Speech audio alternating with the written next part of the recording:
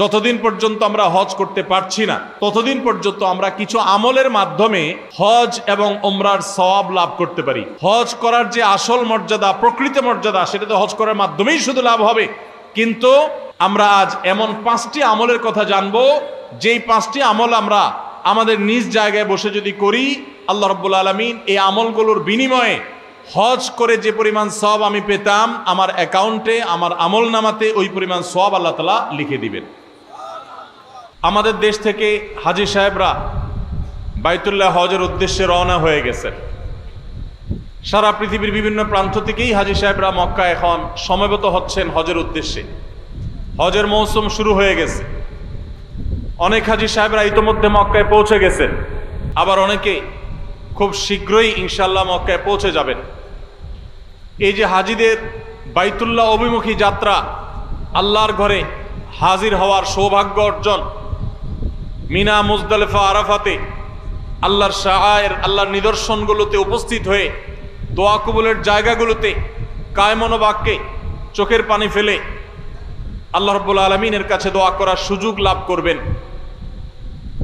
শত শত নবী রাসূলগণ যে পবিত্র ভূমি তাদের পদচারণায় মুখরিত হয়েছে, বহু নবী রাসূলগণ যেই জায়গায় হাজির হয়েছেন, উপস্থিত হয়েছেন, আরাফাতের ময়দানে একত্র হয়েছেন, বাইতুল্লাহর জিয়ারত করেছেন, তওয়াফ করেছেন, যেই সাফা মারওয়া ইব্রাহিম আলাইহিস সালামের স্মৃতির সাক্ষী, ইসমাইল এবং হাজার আলাইহিমা সালাতু ওয়াস সালামের স্মৃতি বিজড়িত যেই সাফা মারওয়া, সেখানে যেতে কোন মুসলমানের মনে না চায়?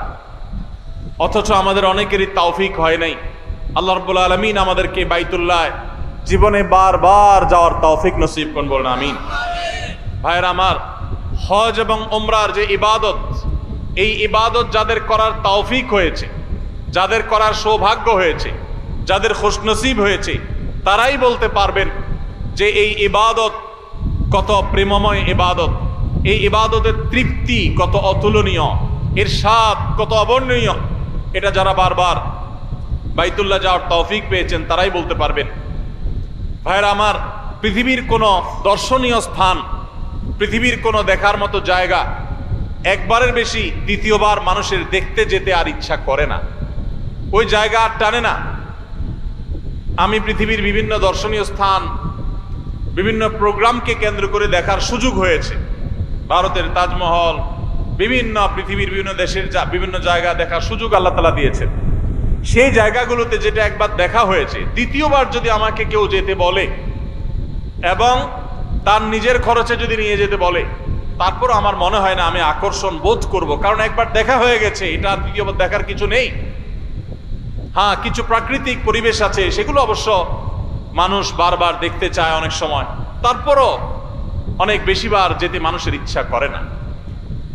একমাত্র মক্কা এবং মদিনা, মসজিদুল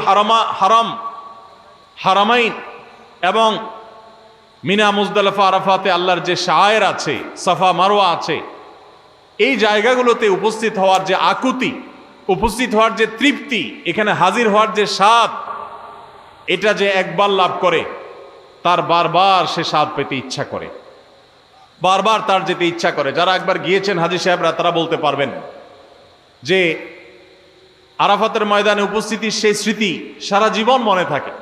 অনেক স্মৃতি মানুষ ভুলে যায়, কিন্তু হজের স্মৃতি, ওমরার স্মৃতি, এগুলো মানুষ কখনো ভুলতে পারে না। তো এই হজ ওমরা যাদের করার তৌফিক হয় না, আমাদের করার ইচ্ছা আছে না নাই? আল্লাহ তাআলা আমাদের সবাইকে হজ এবং ওমরা আদায় করার তৌফিক দান করুন। ইসলামের এই স্তম্ভটিকে কোন কোন হাদিসে 4 নম্বরে, কোন কোন হাদিসে 5 নম্বরে রাখা হয়েছে। ইসলামের স্তম্ভ কয়টা ভাই? 5টা। একটা ঘর যদি 5টা খুঁটি বা পিলারের উপরে দাঁড়ায় থাকে, ইসলাম নামক এই আয়োজনটা দাঁড়িয়ে আছে 5টা খুঁটির উপরে। সে 5টা খুঁটির মধ্যে 4 বা 5 নম্বরের খুঁটি হলো হজ। কোন কোন হাদিসে 4 নম্বরে, কোন কোন হাদিসে 5 নম্বরে রাখা হয়েছে। কেন এটাকে এত পরে রাখা হয়েছে? অনেক ওলামা একরাম বলেছেন, এর মানে হলো যে ঈমান আনার পর সালাত আদায় করার মাধ্যমে, নামাজ পড়ার মাধ্যমে বান্দার সাথে আল্লাহর নৈকট্য অর্জন হয়। বান্দা আল্লাহর নিকটে যেতে পারে সালাতের মাধ্যমে। আকরাবু মা ইয়াকুনুল আবদু মির রাব্বিহি ওয়া হুয়া সাজিদ, সিজদা বান্দা আল্লাহর সবচেয়ে কাছে যেতে পারে। সিয়াম পালনের মাধ্যমে আল্লাহর মহব্বতে, পিপাসার্থ থেকে, ক্ষুধার্ত থেকে আল্লাহর ভালোবাসা জাহির করার সুযোগ লাভ করে বান্দা। যাকাত আদায়ের মাধ্যমে বান্দা তার সবচেয়ে প্রিয় বস্তু টাকা পয়সা ধন দৌলত আল্লাহর রাহে দান করার মাধ্যমে আল্লাহর ভালোবাসার প্রমাণ দেয়। এরপর আল্লাহর ভালোবাসা যখন চূড়ান্ত পর্যায়ে বান্দা অনুভব করে, তখন আল্লাহকে দর্শন করার, আল্লাহর দিদার লাভ করার, আল্লাহর সাক্ষাৎ লাভ করার আকুতি বান্দার মধ্যে জাগ্রত হয়। কিন্তু সেই সুযোগ তো দুনিয়াতে হবে না, সেটা জান্নাতে হবে, আখিরাতে হবে। হাদিসে ওয়াদা করা আছে আল্লাহ রাব্বুল আলামিন দুনিয়াতে, সেই জন্য আল্লাহ তাআলাকে না দেখার সুযোগ না থাকলেও আল্লাহর যে নিদর্শনগুলো আছে, আল্লাহর কুদরতের যে সাক্ষীগুলো আছে, অলৌকিক যে স্থানগুলো আছে, যে স্থানগুলো আল্লাহ রাব্বুল আলামিনের বিশেষ বিশেষ কুদরতের নিদর্শন, যেগুলোতে উপস্থিত হওয়া, যেগুলোতে যাওয়া, সেখানে হাজির হওয়া, এর মধ্যে আল্লাহ রাব্বুল আলামিনের প্রতি বান্দার যে ভালোবাসা, এই ভালোবাসার এক প্রকাশের সুযোগ হয়ে থাকে। সেজন্য আল্লাহ তাআলা হজের এই স্তম্ভটাকে রেখেছেন সবগুলোর শেষে, যে সবগুলো করার পর যখন বান্দা অনেক বেশি আল্লাহর দিদার লাভের জন্য আকুতি অনুভব করবে, তখন সে হজে চলে যাবে। সে আল্লাহকে দেখতে পাবে না, কিন্তু আল্লাহর ঘরের তওয়াফ করবে। সে আল্লাহকে দেখতে পাবে না, কিন্তু আল্লাহর শাআয়েরগুলো, আল্লাহর নিদর্শনগুলো অবলোকন করবে। এর মাধ্যমে তার ঈমান তরতাজা হবে।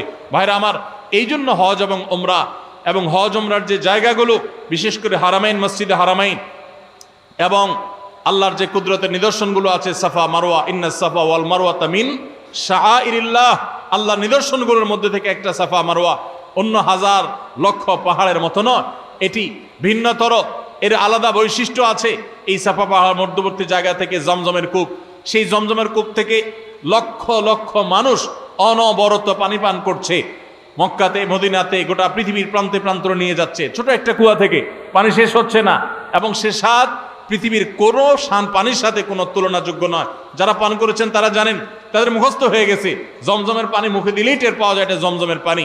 অনেক অলৌকিকত্বের সাক্ষী যে মক্কা মদিনা, সে মক্কা মদিনায় হাজির হওয়ার মাধ্যমে বান্দা ওই যে ইসলামের অন্যান্য রকমগুলো পালন করার পর যে আকুতি হয়, সে আকুতি, সে তার আগ্রহ, সে তার আবেগ কিছুটা হলেও মেটাবার সুযোগ লাভ করে হজ এবং উমরার মাধ্যমে। আল্লাহ তাআলা সেই হজ উমরা আমাদেরকে জীবনে বারবার করার তৌফিক দান করুন।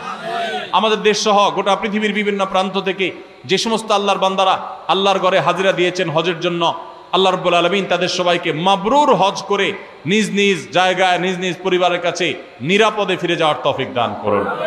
ভাইরা আমার, আমাদের জীবনে যাদের হজের আকুতি আছে, আমরা ইনশাআল্লাহ এখন থেকে হজের জন্য চেষ্টা শুরু করব। মনে রাখবেন, হজ করার জন্য আর্থিক সঙ্গতি অবশ্যই প্রয়োজন, কিন্তু তার চাইতে বেশি প্রয়োজন হলো মনের আকুতি, মনের ব্যথা।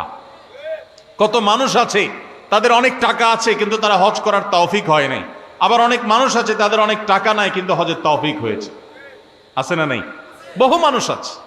এই জন্য যারা এখনো হজ করতে পারি নাই, তারা আল্লাহর কাছে প্রতিনিয়ত মনের গভীর থেকে দোয়া করব, আল্লাহ মৃত্যুর আগে একবার হলেও তোমার বাইতুল্লাহ এই দুই চোখকে সরাসরি দেখবার, তোমার বাইতুল্লাহর তওয়াফ করার, হাজিরা দেওয়ার সুযোগ দান করিও। দোয়া করবো তো ইনশাআল্লাহ। ইব্রাহিম আলাইহিস সালামকে আল্লাহ নির্দেশ করেছেন, ওয়াজ্জিন ফিন্নাসি বিল হজ, আপনি হজের ঘোষণা দেন মানুষকে।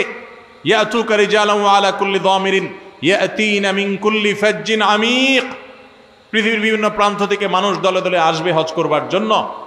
ভাইরা আমার, সেই ঘোষণার জবাবে আমরা এখন বলি লব্বাইক।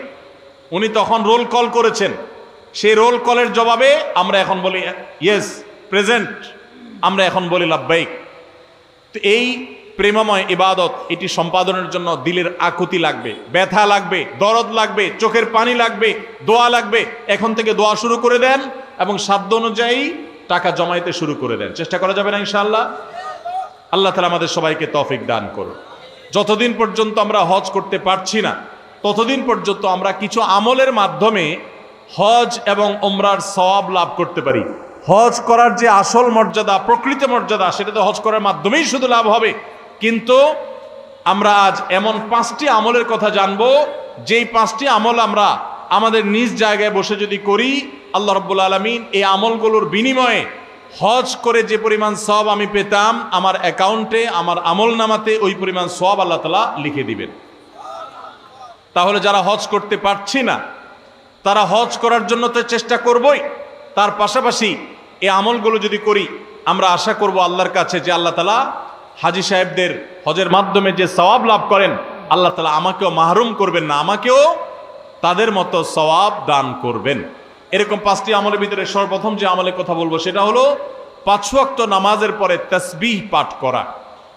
সহিহ ইবনে হিব্বানের একটি হাদিস বর্ণিত হয়েছে, নবী করিম সাল্লাল্লাহু আলাইহি সাল্লামের কাছে এসে একবার দরিদ্র সাহাবীরা, গরিব এবং অভাবী সাহাবীরা অনুযোগ করলেন এবং তারা অনুযোগ করে বললেন, হে আল্লাহর রাসূল, ধনী সাহাবীরা তারা 5 ওয়াক্ত নামাজ পড়ে, রমজানে রোজা রাখে, আবার পাশাপাশি তাদের আর্থিক সচ্ছলতার কারণে দান সাদাকা করে, হজ করে, ওমরা করে, জিহাদে আল্লাহর পথে টাকা ব্যয় করে, তারা বিভিন্নভাবে যে আর্থিক ইবাদত করে, আমরা তো গরিব এবং অভাবী হওয়ার কারণে এই সওয়াবগুলো পাই না, তাহলে আমরা তো পিছিয়ে পড়তেছি, আমরা কিভাবে তাদেরকে ধরতে পারি?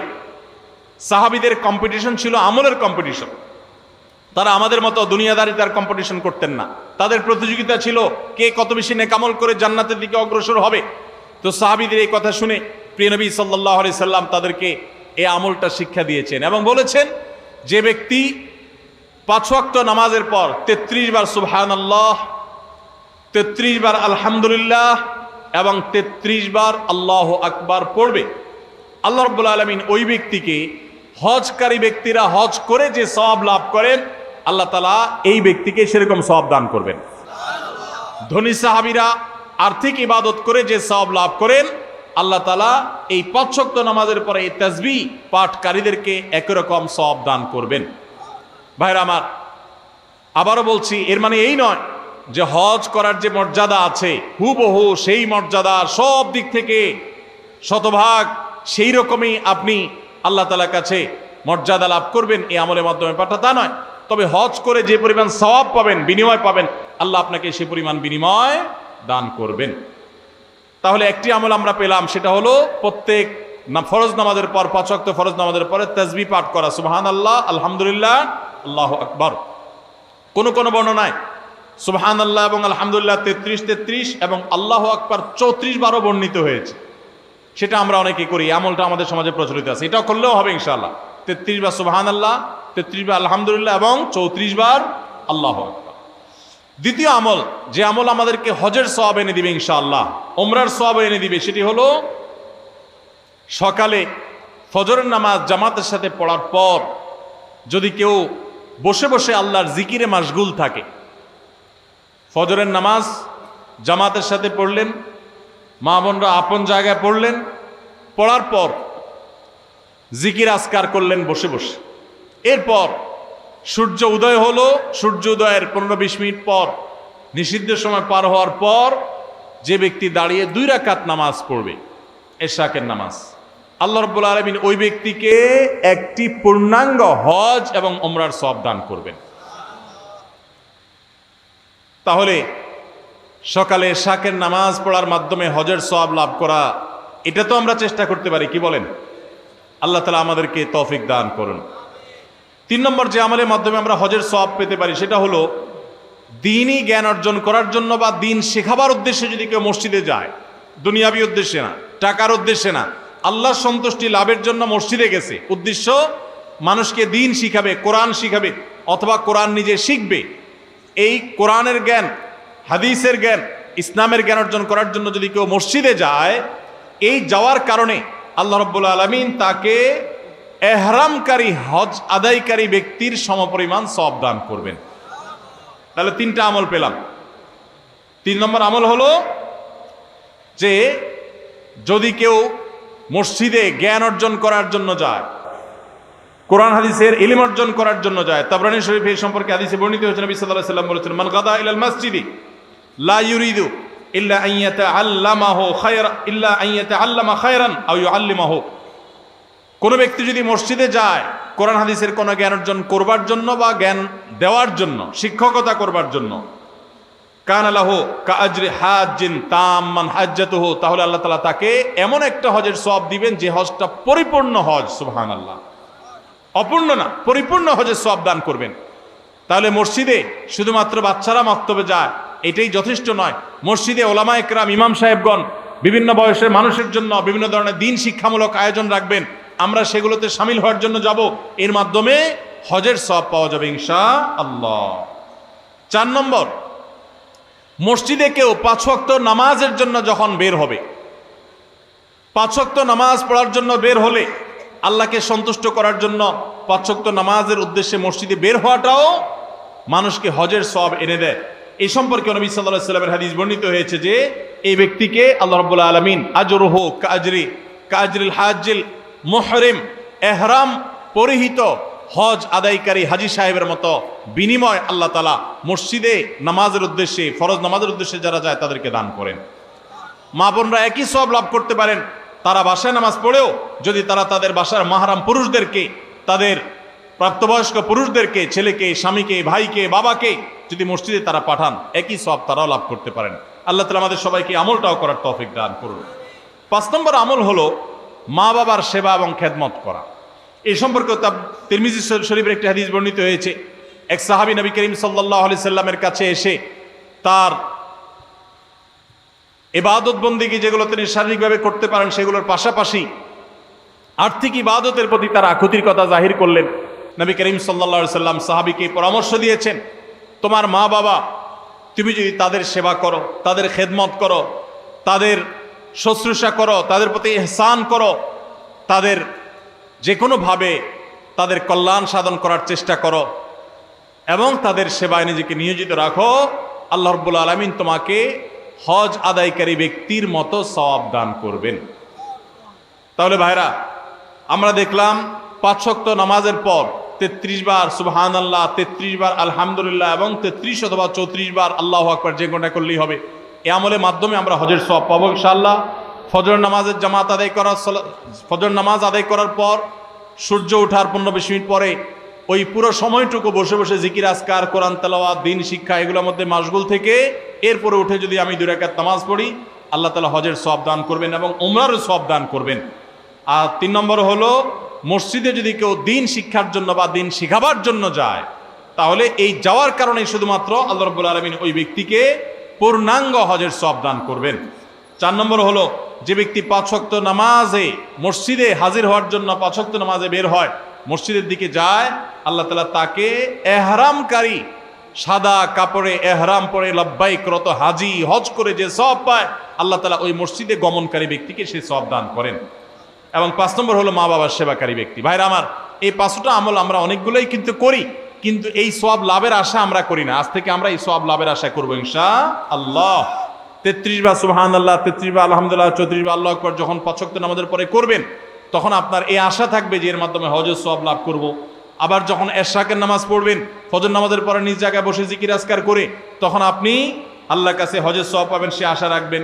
আবার যখন মসজিদে কোনো দিন শিখার জন্য যাবেন, এই আশা রাখবেন যে আল্লাহ হজের সওয়াব দিবেন, পূর্ণাঙ্গ হজ। আবার যখন 5 ওয়াক্ত নামাজ এই মসজিদে পড়তে যাবেন, যাওয়ার সময় মনে মনে নিয়ত করবেন, আশা করবেন যে নবী সাল্লাল্লাহু আলাইহি ওয়াসাল্লামের হাদিসে না ওয়াদা রয়েছে, অতএব আমি এই নামাজে যে যাচ্ছি, নামাজ পড়ে তো আমার ফরজ আদায় হবেই, আল্লাহর কাছে সওয়াব পাবো, এর পাশাপাশি এই যে যাচ্ছি এর মাধ্যমে আল্লাহ তাআলার কাছে আমি হজ এহরামকারী ব্যক্তি, এহরামরত ব্যক্তির মতো হজের মর্যাদা বা সওয়াব আমি লাভ করব। এবং মা বাবার সেবা করার সময় একই নিয়ত করব। আমরা যখন নিয়ত করব এবং এই আমলগুলো এই আশায় করব, আল্লাহ রাব্বুল আলামিন আমাদের সবাইকে দান করবেন ইনশাআল্লাহ। সবাই আমলগুলো করবো তো ইনশাআল্লাহ। তাহলে হজ আমরা যারা করতে পারছি না, তারা হজ আমরা করার জন্য সচেষ্ট থাকবই, তার পাশাপাশি এই আমলগুলো করলে হজ আমরা সব আমরা আশা করব আল্লাহর কাছে। আর মনে রাখবো, এই আমলগুলো করে আপনি হজের সওয়াব পাবেন ঠিক আছে, কিন্তু হজ আদায় করার যে ফরজ আছে, ওই ফরজ আপনার এই আমলগুলো দিয়ে কুলাবে না। ওইগুলোর জন্য অবশ্যই আপনাকে বাইতুল্লাহ গিয়ে হজ আদায় করতে হবে। আল্লাহ তাআলা আমাদের সবাইকে কোরআন এবং হাদিসের সমস্ত নির্দেশগুলো, সমস্ত নিষেধগুলোকে মেনে চলার তৌফিক দান করুন। সবার চেষ্টা করবো তো ইনশাআল্লাহ।